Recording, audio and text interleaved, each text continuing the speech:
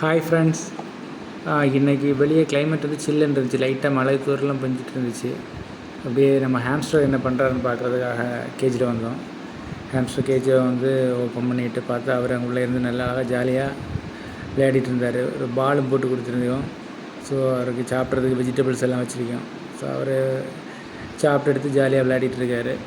So அதனால் ரொம்ப பெட்ஃபுல்லாக நம்ம வந்து நல்லா டேம் பண்ணி நம்ம இன்னும் கொண்டு வரல. அதனால் லைட்டாக கடிக்கவும் செய்கிறாரு. அதனால் என்னென்னா லைட்டாக ஒரு கையில் க்ளவுஸ் எல்லாம் போட்டு தான் அதை ஹேண்டில் பண்ணுறோம்.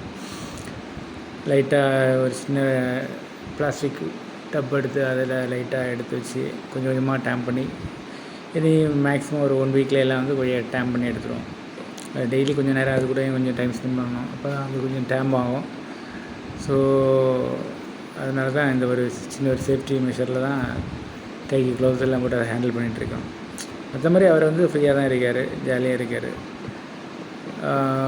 அப்புறம் வந்து தண்ணியெல்லாம் வச்சு கொடுத்து தண்ணி ரொம்ப எல்லாம் அவர் தண்ணினாலே அவருக்கு வெறுப்பு தான். தண்ணி குடிக்கிறதுக்கு மட்டும் லைட்டாக யூஸ் பண்ணுவார். மற்ற மாதிரி தண்ணி வந்து ரொம்ப அவாய்ட் பண்ணுவார். ஸோ அந்த மாதிரி தான் இருப்பார். சரி, இனி அவரை வந்து டிஸ்டர்ப் பண்ண வேணாம், இனி அப்படி எடுத்து க்ளோஸ் பண்ணி அவர்கிட்ட கேஜை சேஃபாக வச்சுருவோன்னு சொல்லிட்டு வச்சாச்சு.